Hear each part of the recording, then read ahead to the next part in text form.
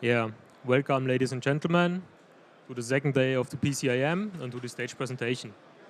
My name is Christian Dietmar, I'm a physicist and I have been working in the research department of the STS since 5 years now. Today I'm going to present to you a 350 kVA 50 kHz power transformer for a DC-DC converter with an integrated leakage inductance. So at first I will talk a little bit about the background of this project. Afterwards, I will introduce to you the DC-DC converter, and then I will talk a little bit about the transformer for this power block and its electrical and thermal properties. So, the background is the electrification of agricultural machinery. So basically, when you want to electrify a machine which has a very high energy demand, you can, of course, put some batteries on it, but it means you have to put a lot of batteries on it. And in agriculture, we have the special problem with soil compaction. So basically, the agricultural machinery shouldn't be too heavy, or the ground gets a little bit damaged. It's not so good for the crops. So another solution to this problem is that you use a very long cable with a medium voltage for power transfer, where you can transfer the power that's needed for the agricultural machine via this cable.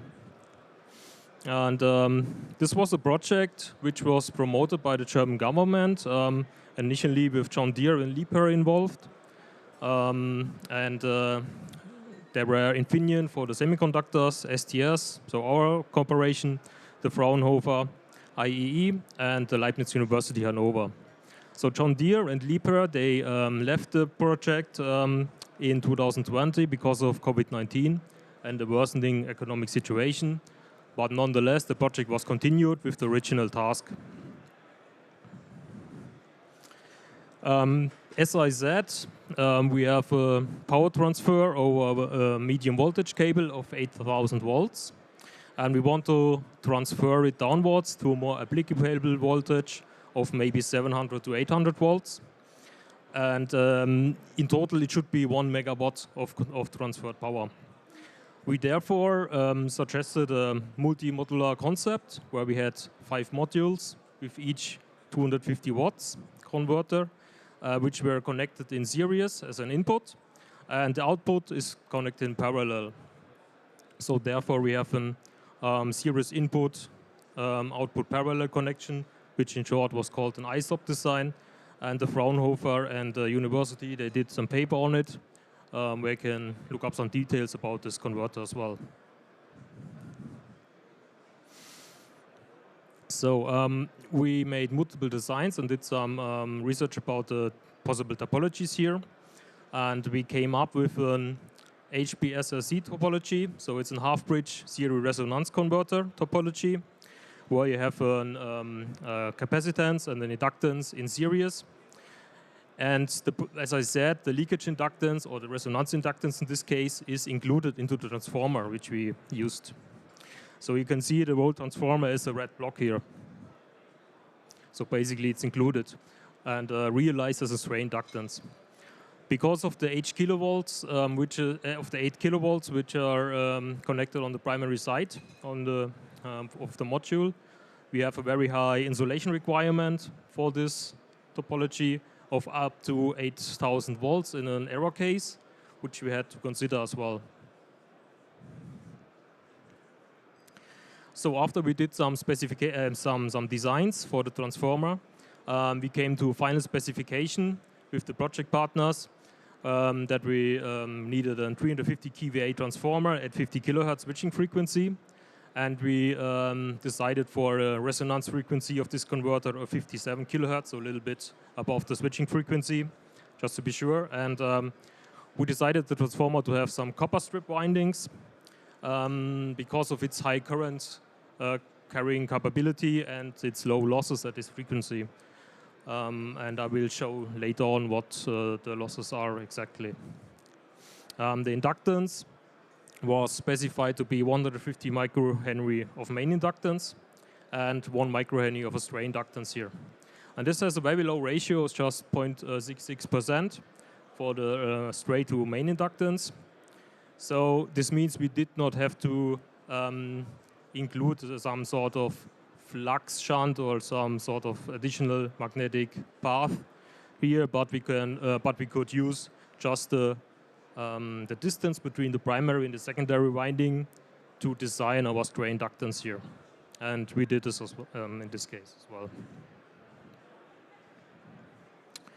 Here you can see the first prototype we designed. It is the first prototype, and it looks a little bit, well, weird, but as you can see, we used a copper casing for the first prototype because of its good thermal properties.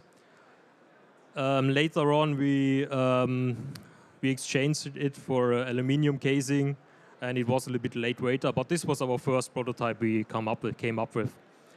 On the top, you can see there are some cables coming out. These a lot of black cables. These are temperature sensors, basically, which we included in various parts of this transformer. And therefore, we had a very good overview over what's going on thermally wise inside of the transformer. And we could optimize our cooling for the next steps. The total specification of the transformer in the end, the total values, where we designed it for were a nominal power of 350 kVA, as I said, at the primary voltage of 1000 volts. So basically, we have 4 modules, and each module switches between plus 1000 and minus 1000 volts. So each module has 2000 volts difference, but the transformer itself sees like 1000 volts. The secondary voltage was 700 volts, so we have the 10 to 7 ratio here, at a switching frequency of 50 kHz and 75 resonance frequency.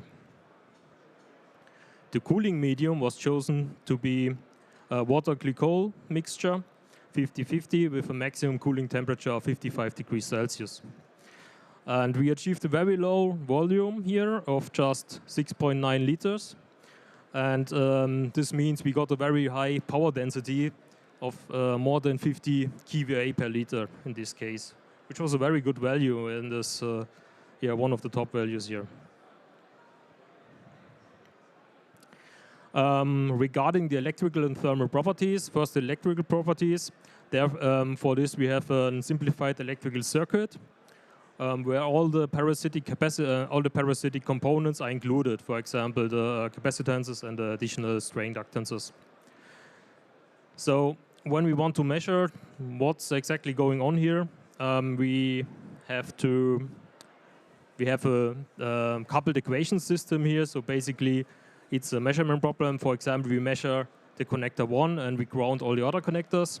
And then we get one equivalent circuit and one equation. Then we can connect, for example, the connector 3 and get another circuit and get another equation for this. And so we get a lot of coupled equations which we can solve for.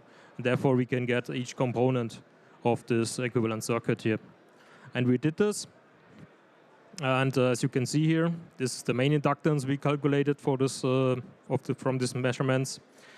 We had a specification of 150, and we got 152.5 for the first prototype, and afterwards a second prototype which we built at 147 microhenries, which is pretty close, both of them to the main inductance to the specification. So there is a very low tolerance here.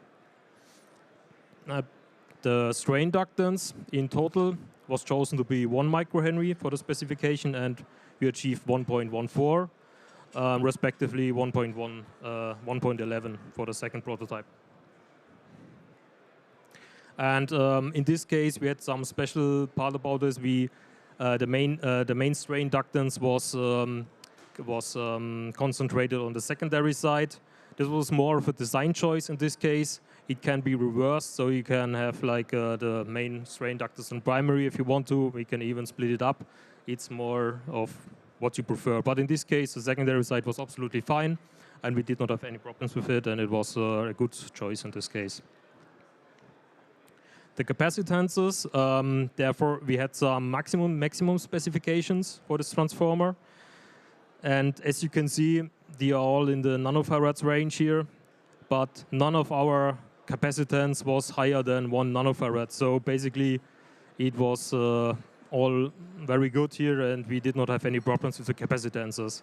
So you can see the first two capacitances are the winding capacitances, and these two. And the coupling capacitance is between winding 1 and 2. This was also very low for a copper foil winding. And these are the capacitances to the ground or to the casing, basically here, where we connect them to the casing. This was also within the specification.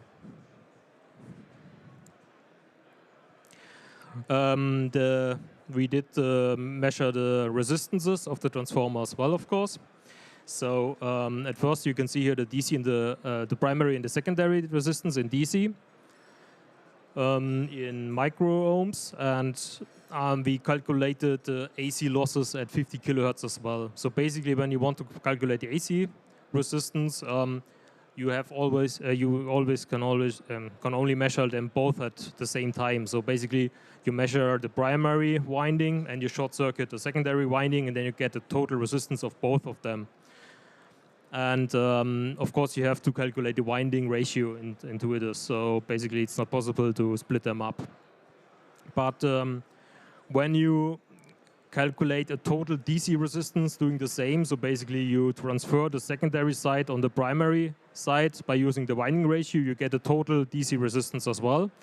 And when you do this, you can calculate a so-called AC to DC factor, which means which compares the AC losses to your DC losses. And we did this here, and we got an AC to DC ratio of just 2.16. So basically, we just have a little bit more than the same losses as an AC than we have at this DC. So these AC losses come on top then. And this is a very good value. I mean, we have 50 kilohertz here, and we have a stray inductance included, which means we have some stray fields inside of the transformer with 50 kilohertz doing some ugly things, but we managed them very good, and we got very low losses for this type of transformer here. The losses of the transformer were measured as well for the switching frequency and for the resonance frequency respectively, and we achieved losses of 1.8 kilowatts in total for the switching frequency and 2.24 for the resonance frequency. And you have to consider this is a transformer for 350 kVA, so it's less than 1% of the total losses of what the transformer is transforming. Yeah. Now the thermal performance of this transformer was a very important part as well, because we aimed for a high power density in this transformer, which means a very low volume and therefore a low surface area. This means we have some problems with the cooling here.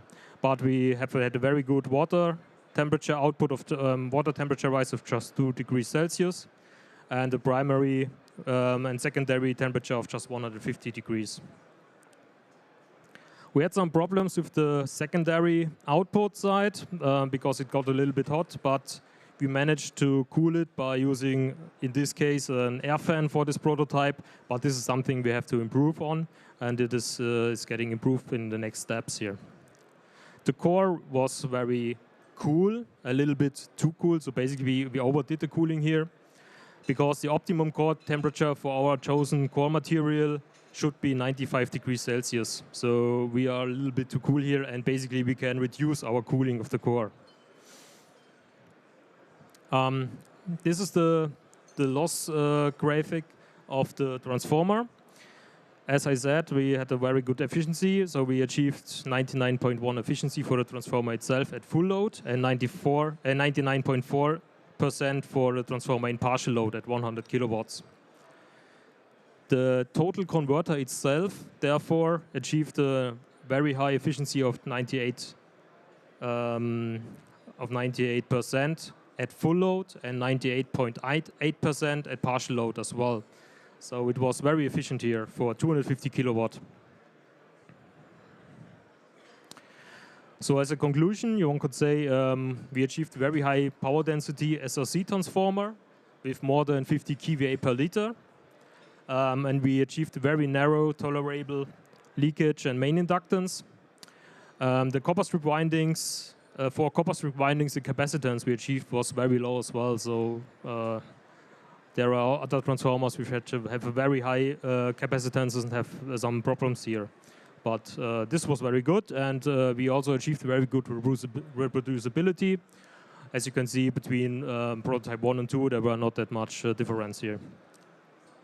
The cooling concept was very efficient, a little bit too good for the core. But this is something we can improve on. So basically, now we are doing some improvements. For example, on the hydraulics, so it is a little bit more manufacturable. Then on the partial discharge strength, which was not that big of an issue in this case, we had some, so this is something we can improve on. Additionally, the manufacturability and especially the casing, which was done in copper for the first prototype, is now replaced by an aluminum casing. So basically there we have some more cost reduction and also better manufacturability here. Yeah, thank you very much for your attention. If you have some questions.